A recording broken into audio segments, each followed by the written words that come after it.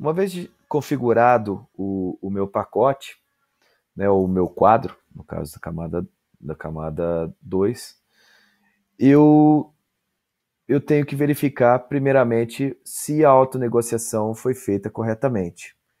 Então, dentro dos meus menus aqui, eu tenho, por exemplo, o Ethernet, onde dentro do Ethernet eu tenho uma opção que chama status da autonegociação. Através dela, ela me informa em qual taxa foi sincronizada o equipamento com o equipamento de teste. No nosso caso, ele foi sincronizado a 1000 full duplex, né? Então a negociação foi feita em 1000 full duplex, ou seja, 1 GB. Portanto, aquele 1% que eu configuro no tráfego, eu estou gerando, no meu caso aqui, 1% de 1 GB, ou seja, 10 MB. Então eu estou realizando um teste de 10 MB.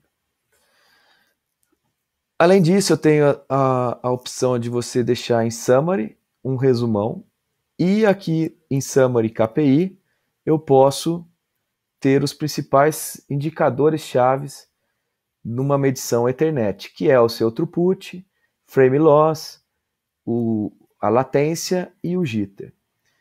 Então, para eu gerar tráfego, geralmente no Ethernet eu preciso ter um loopback. Então, o loopback que eu tenho, geralmente você necessita, no caso de um segundo instrumental conectado na ponta remota, onde ele faça ou obedeça o loopback. Então, uma vez que eu faço o loop up, automaticamente eu gero um comando de loop para que o outro equipamento ele entre no modo loopback. Então, através do log, eu consigo visualizar que o equipamento remoto, que é um JDSU, ele está em modo loopback. Então, uma vez que o loopback foi ativado, né, lembrando que se eu tiver em camada 1, ou seja, testando um DWDM, eu não preciso realizar esse loopback de instrumental. Eu simplesmente posso fazer um loopback físico, e aí, através da geração de tráfego automática, ele já vai ser gerado da ponta A até a ponta B, realizado o loopback físico e recebido o tráfego. Então, uma vez que eu envio o comando de loop up, eu fecho o loop que está na ponta remota, e a partir daí eu consigo gerar tráfego, que é o start traffic. Então, uma vez que eu gero tráfego, observem que o pacote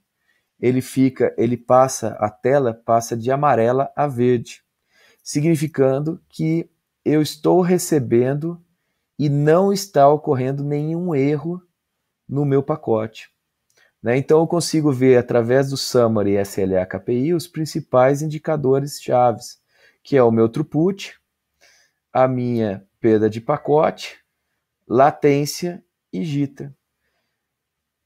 Existem outras estatísticas nas quais eu posso trabalhar, que é, por exemplo, o event log, né, que é algum log que possa estar ocorrendo, algum erro que possa ocorrer, ele vai indicar o horário que isso aconteceu, o horário que eu iniciei o tráfego. O histograma, que ele vai indicar o momento também que os diversos erros ou alarmes foram indicados ou apareceram. Além disso, eu consigo visualizar o tempo, o horário que eu iniciei o teste, né, e qual é o período que eu estou testando. Então, por exemplo, eu iniciei o teste às 9h15, né, não às 9h15, mas 6 minutos antes das 9h15, 9h09, e ele já está rodando por 6 minutos.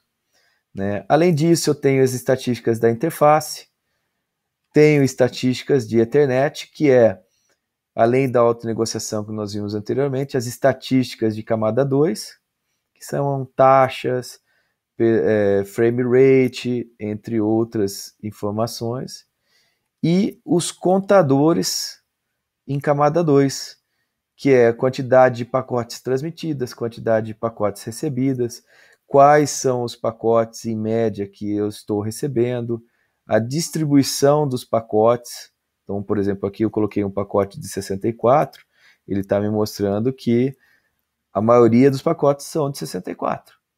Né? E, além disso, taxas de erro, estatísticas de erro e o buffer de captura. Né? Quanto que eu já utilizei de buffer.